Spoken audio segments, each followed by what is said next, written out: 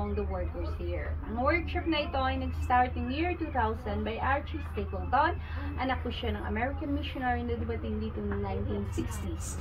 Nakita niya ang potential ng ating local clay at local soil for pottery production. That's why when he went back to the States, he studied pottery, mastered it, and then came back to Sagada to teach the Sagada people as an alternative livelihood. Kung sinasabi natin may potential ang ating local materials, hindi po ibig sabihin yan na pwede kang kumuha kahit saan mo gusto and dadalhin mo dito, pwede na siyang maging pot. Around Sagada, we have to scout for good place to get a clay na hindi kami nakakasira sa environment at walang magagalit sa amin. Whenever we see one that is good, we haul the clay, bring them here, soak them in water for a few weeks, sasalain namin ng 2 beses hanggang makuha namin ang consistency of fineness na katulad nito. After sieving 2 times, it's very watery. We have to deep dry for 3 to 4 months. We age it for at least 3 weeks before na pwede namin siyang gamitin. May 3 klase ito ang pottery, may earthenware, stoneware, at saka porcelain. Earthenware are low fired. That's what they do in vegan, yung mga paso, yung mga lutuan po. Ang stoneware at saka porcelain, mataas ang luto nilang dalawa. Maru-reach namin ang temperature na 2,350 degrees Fahrenheit. Now, I'm going to share you the making of the pot with a demo fee of 200 for both of you, 400 for the group of 10, and 200 for the group of 5.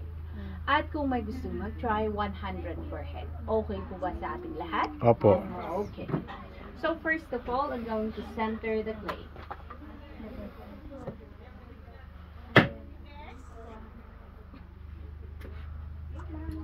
Now, I'm going to center the clay with pressure from my both hands and I have to go with the speed of the wheel.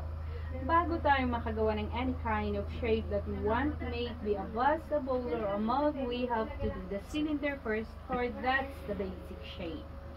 So, to do the cylinder, we put a hole in the middle, widen the hole by slowly pulling the clay towards the side. At kung gusto naman natin itong maging water container, ngayon, gagawa tayo ng cylinder. We compress it here at the very bottom and then slowly pull it up to the tip of the clay. One more time. So my hand should be the one controlling the clay, not the clay controlling my hands. And whenever I pull it up, I have to do it gradually to maintain the centerness and for it not to collapse. So this is our cylinder. This can be a pot already, but we are going to reshape this for us to see how far the clay goes. So ang gagawin ko, here at the very bottom of the clay, I'm going to slowly push it outwards. While pushing, I'm pulling my hands up. I'm supporting my left hand with my right hand outside. Here in the middle, I'm going to slowly push it in. While pushing, I'm pulling it up, up, up, and then push it outwards at the very top to make a flower vase. Ito pwede po natin siyang pa-sexihin ng konti here at the very middle by slowly pushing it in while pulling the clay up to the top. At kung gusto naman natin itong maging water container, we can just put a spout like that.